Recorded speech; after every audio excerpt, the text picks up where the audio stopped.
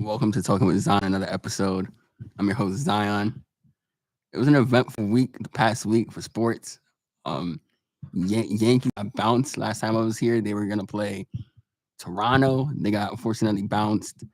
Giants looking good. Jets haven't won a game yet. As much as my fourth, fifth show, and they still haven't won a game. So let's break it down. First, with the Yankees, one of the worst playoff series I've seen in a minute since 2022 against the Astros. I mean, they were just bad all around. The hitting, they couldn't hit. When they started to hit, they were down many runs. The pitching was so bad. I mean, besides Cam, I don't know who else was good. Max Fried got rocked. Rodon got rocked. The bullpen was shaky. They didn't play the Yankee way of baseball. They didn't steal bases. You let Vladdy single-handedly beat you. They Toronto just played better, and I think us New York fans have to very stubborn when it comes to giving other people their credit. And I accepted the fact, that you got to tip your cap to Toronto and say, hey, you had our number, you beat us. The season series was 9-4, 9-4, 9-8, 8-3, something like that. They swept us and dominated us the whole regular season, and the postseason came and they just dominated us too. A lot of people were blaming Boone and blaming Cash, and it's not their fault.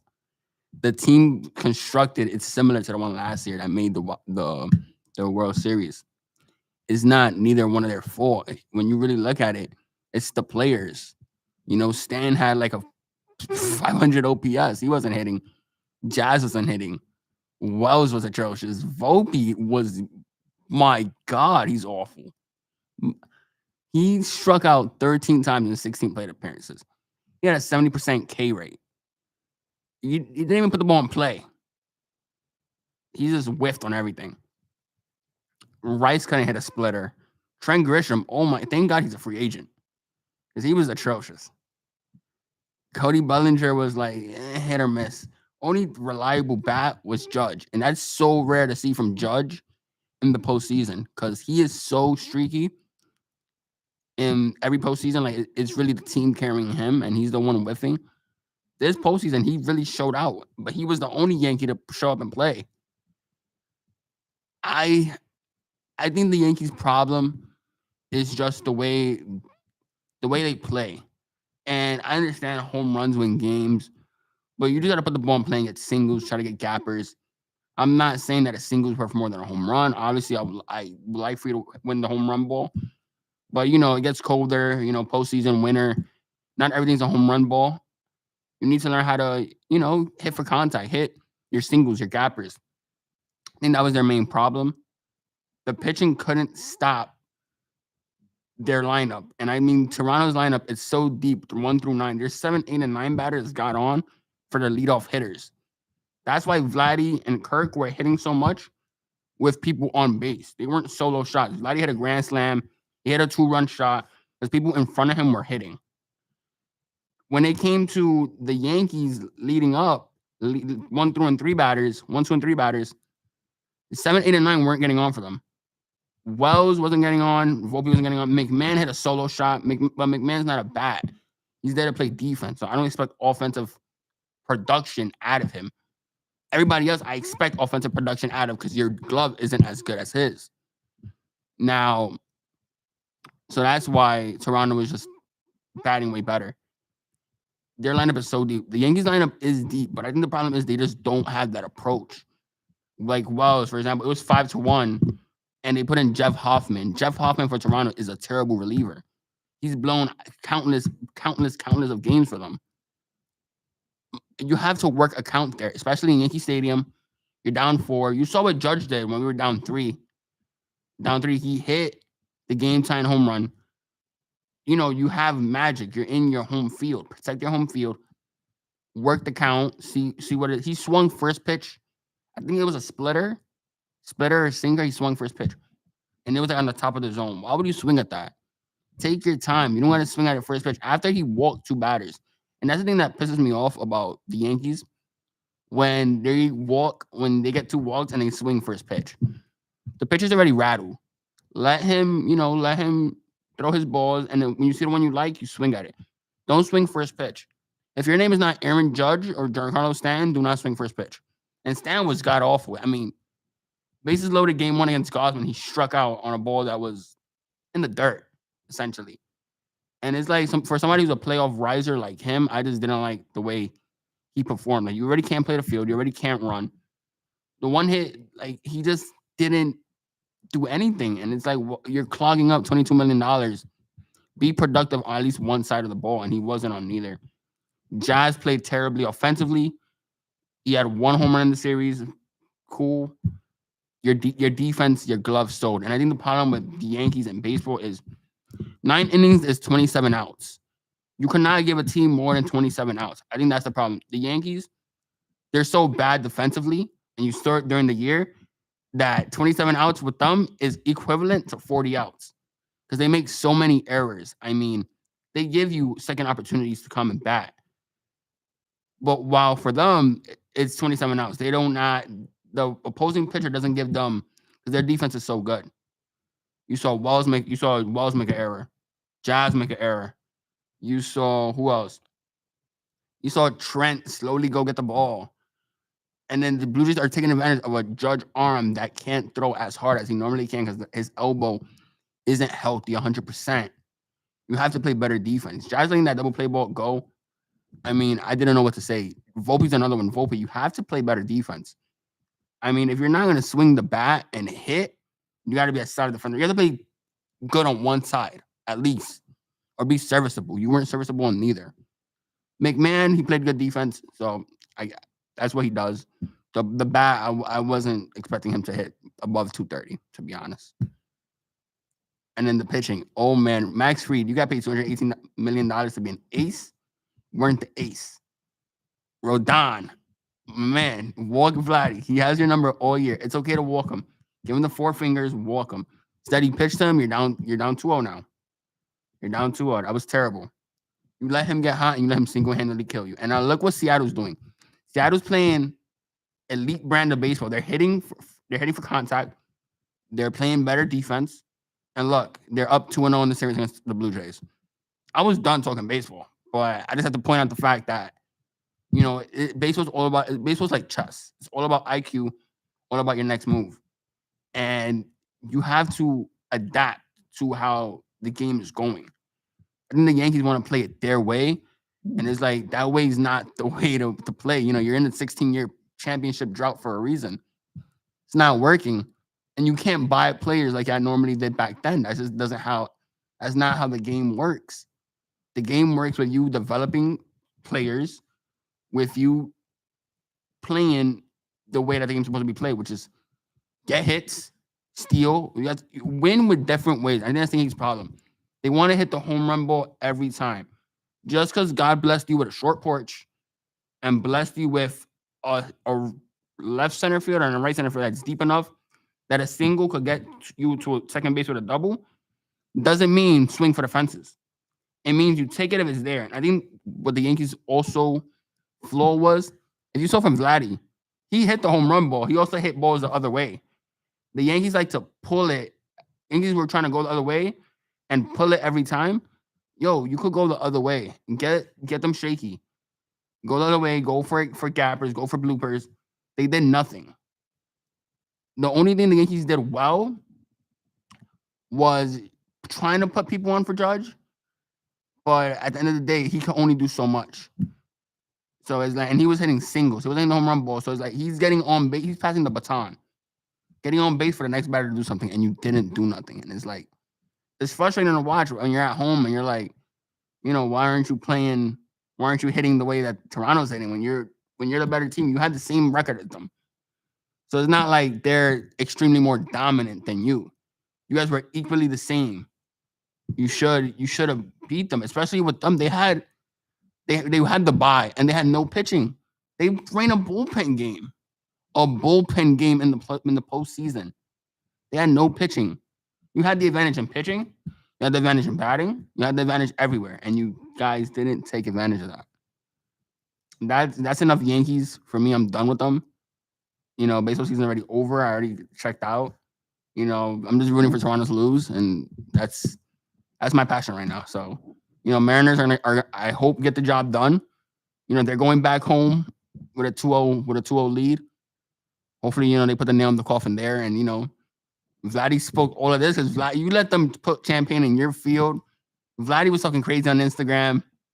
He was talking crazy on every social outlet, and now he's losing. I would have loved to eliminate him and dance on them, but that's how the cookie crumbles sometimes. Moving on to the Jets. I mean, another team that's just bad all around. I mean, this Jets team, they can run. They could run the football. Can't do it as much as they want to. They can't pass. Justin Fields is one of the worst quarterbacks I've seen. And as a Giants fan, I've seen many bad quarterbacks. Daniel Jones was bad. Tommy DeVito was mid. Mike Glennon was atrocious. Jake Fromm was bad. Justin Fields, you're right in that bunch. And with countless other Jets quarterbacks too, like Zach Wilson, Mike White, and the list goes on and on. He took 9 sacks, and 5 of them were because he was just holding on to the ball too long. Holding on to the ball for like 8 to 9 seconds. Just because the Jets O-line is solid doesn't mean you hold on to the ball. Now, in Justin Fields' defense, he either tries to go for the scramble or he goes to one receiver only, and that is Garrett Wilson. The Jets' fault was not putting enough weapons around him, because his wide receiver 2 is Alan Lazard. Like, that's not a wide receiver 2 material. So I can see why he's trying to play the way he's playing, but Justin Fields, you have the ability to run, scramble, you have the ability to pass. And he's not doing neither. No, he's holding onto the ball for so long, and that doesn't work. Against a Broncos-like defense. That Broncos defense ate him up. 9 sacks. 9 sacks. And the game ended 13-11. The defense actually played good. And that's a Jets defense that let the Cowboys, score almost 40 points on them. You have to win those games, especially against a Broncos team that just beat Philly. You have to take advantage of that. You're playing on London. That's technically your home field, because you guys kind of own London because of your owner, and you're just not performing at that rate. You're 0-6. You're looking like you're going to draft a quarterback with pick number 1. That's the trajectory that you're going. You're not going to fire your first-year GM. Aaron Glenn, I don't know if he gets fired. I doubt it. I think he needs to, because you put a defensive. You can't run Aaron Glenn with a new quarterback. You just can't. He's too defensive-minded. He doesn't have a feel for the game. I'm telling you, he's Joe Judge 2.0. I've been saying this on my show for the last 2 weeks. They have no feel for the game. They have no feel to develop. They have no feel to play scheme. It was like the second quarter with like 20 seconds left, 15 seconds left. He had a timeout. He's looking like, Justin Fields is looking at him like, what play are you calling? And he has no idea what he's doing. He's just letting the clock run out. And they were like at the 48, at the 50, I believe. My man, throw it downfield, try to get closer to field goal range. So your kicker could kick it. Nothing. Fourth quarter comes around. Fourth and 8, 4th and 7. He goes for it. And what would be a 63-yard kick for your kicker. In today's NFL, 63 yards of a kick is really nothing. 10 years ago, we would be like, wow, like that would be the talk of the show today. 63 yards, wow. Today, kickers are making like 65 to 70. Like, it's really like not as surprising. So 63 yards, you take that. Especially in a game that, is so close. You already couldn't move the ball. You have 11 points. You can't move the ball already. And you wanted to go for it on 4th and 8. You have no feel for the game whatsoever. That was a low IQ play. That's the play that makes the Jets laughable and makes people mock them on shows like First Take, ESPN, Wake Up Barstool, Good Morning Football. Like, that's what makes them laugh at them. You got to go for the kick there. Your offense was not moving nothing. There was no momentum at all. At all. There was no momentum. The kickoff return gets you at the 35. You need to basically move 20 yards in today's NFL to be in field goal range. And you went for it on 4th and 8. against a Broncos defense that sacked you before. They sacked them on the 9th time on that play was 8 times. And they held you to 11 points. Negative 10 passing yards that quarter. And you went for a pass play. I mean, even the non-football watcher would tell you to kick it and not go for it there in that circumstance. But, Aaron Glenn, I don't know if he's running a script. I don't know if he's like, you know what, this is what we're going to do at this time. Post game, he didn't even like acknowledge his wrong. He was just like, it is. He had like it is what it is attitude, and I just don't think the Jets are going to go very far with that. Now, on the other hand, though, Thursday Night Football was one of the best games I've seen in a minute. Giants absolutely wearing it today. New York Giants dominated the Philadelphia Eagles. I mean, for a team that was talking crazy, Saquon dropped a documentary the game before. This was a game that they wanted to win badly. Your running back drops your documentary. He's talking crap about, the Giants, the way they operate. They're like, oh, Dart, he's not the real deal. The Philly team had so much on their shoulder to say. And the Giants came, and I mean, they walked them like a dog. 17 points win against the Eagles, and they were 7-point underdogs. I think DraftKings had them like, 7.5, 8.5? And that team came to play. And here's what I think helped the Giants. They underestimated Jackson Dart with his receiving core. Malik Neighbors is out for the year. Darius Slayton's out. They had practice receivers, and then Wan'Dale Robinson was playing on the outside when he's really the slot. So basically, for people who don't know what slot and one is, so in football, you run your 2 wide receivers outside, and you have one inside. Wan'Dale's normally the guy on the inside, running in for the cross routes, running in for the zig. He was on the outside. So he had to get open on that way, and then it made a practice squad receiver come on the inside. This was a game that the Giants were supposed to lose by 17 or 20. The Giants' offense was managed to score, getting open. Jackson Dart passed midfield, used his legs, got Wan'Dale open. I mean, credit to the O-line, because the offensive line played great. They didn't I think Dart got sacked, once or twice in the whole game. They were able to run the ball, pound the ball with Scatterbull. Scatterbull had 3 touchdowns, had around like 90-something yards. Jackson Dart ran for 50 yards. His passing game, here's what I think about Dart.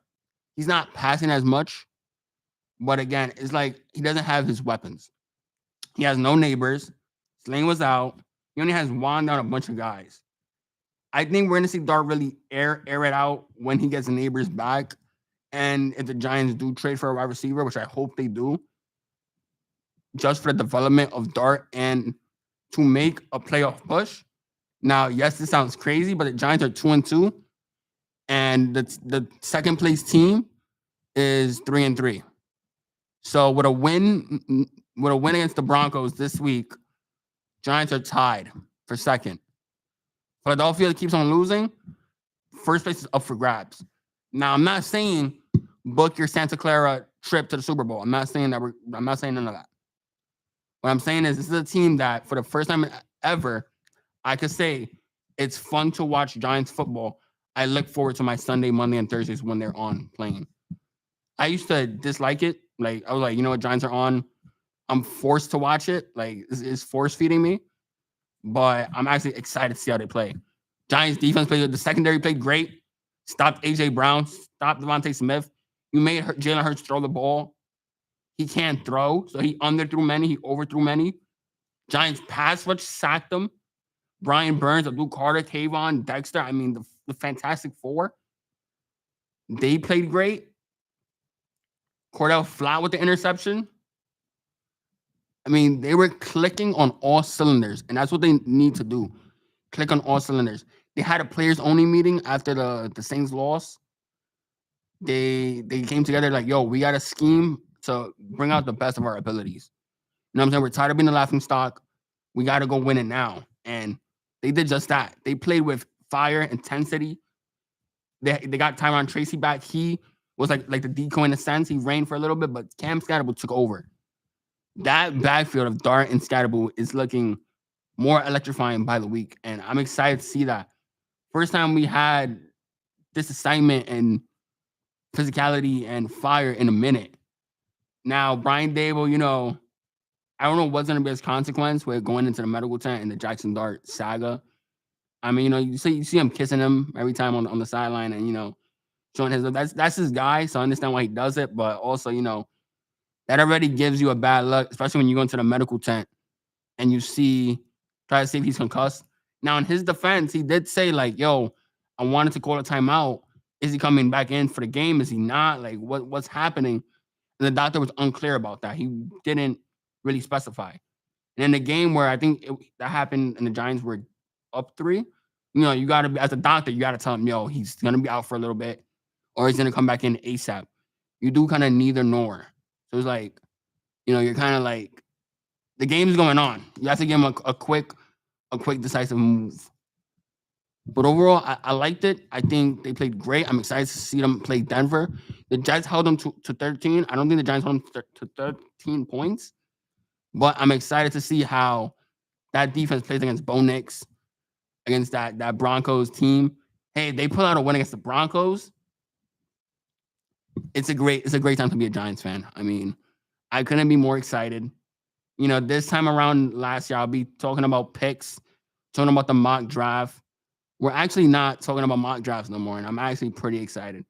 Talking about the future and the development of this team, and it's exciting all around. And I just can't wait to see how this goes. So what I'm saying, let's go Giants. Hype to see how they do. Let's hope they trade for a wide receiver 1, and that's it. Talking with Zion.